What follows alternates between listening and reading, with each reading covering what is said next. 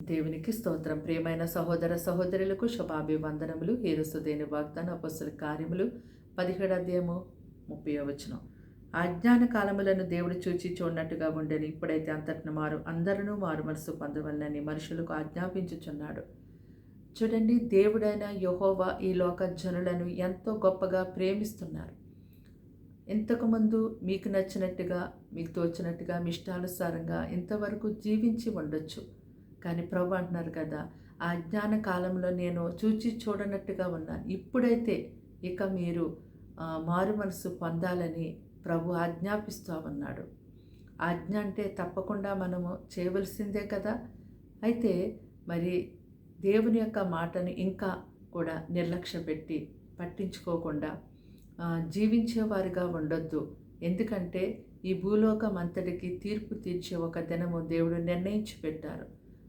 నీ పేరు జీవగ్రంథములో వ్రాయబడాలి. మరి యేసు ప్రభు నా కొరకు లోకానికి వచ్చి నా కొరకే ఆయన తన ప్రాణం అర్పించారని నీవు నోటితో ఒప్పుకొని హృదయమందు విశ్వసించినట్టయితే నువ్వు తప్పకుండా రక్షించబడతావు. దేవుని యొక్క రాకడ అతి సమీపంగా ఉంది. కాలము కొంచెముగానే ఉంది. నేడు రేపని వాయిదాలు వేయకు, కానీ రక్షణ పొందుకొనుటకు నేడే మిక్కిలి అనుకూల సమయం అని కూడా ప్రభు సెలవిస్తున్నాడు. కనుక దేవుడు ఆజ్ఞాపించినటువంటి విధముగా మీరు మారు మనసు పొంది రక్షణ పొందుకొనండి. దేవుని కొరకు గొప్ప సాక్షులుగా ఉండండి. దేవుని యొక్క ఉగ్రత నుండి తప్పించుకొనండి. దేవుని యొక్క రక్షణ మీరు పొందుకోకుండా మీకు మీరే ఆటంకపరుచుకుంటున్నారేమో. మీ ఆలోచనలు, మీ యొక్క తలంపులు బట్టి మీరు ఆటంకపరుచుకునేవారు ఉంటున్నారేమో. దేవుడు సమస్త విషయములలో తోడై ఉండి నీకు సహాయం చేస్తాడనేది మర్చిపోతూ ఉన్నావేమో.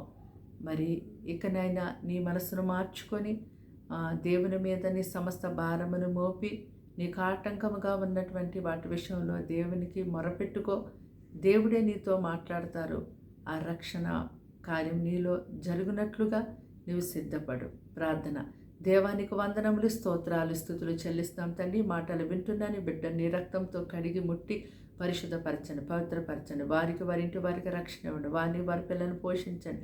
వారి ఉద్యోగాలు, వ్యాపారాలు, వారి పనుల్లో, వారి సమస్త విషయంలో మీ సన్నిధి తోడుగా ఉంచండి. అపవాది చీకటి అంధకార శక్తుల చేత పీడించబడుతూ ఉన్నారేమో. ఏసునామం ఇప్పుడే వారికి విడుదల ప్రకటిస్తూ ఉన్నా.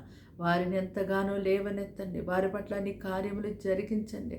వారి కన్నీళ్లు తొడవండి. వారికి నెమ్మది దయచేయండి. అయ్యా, వారిని పోషించండి.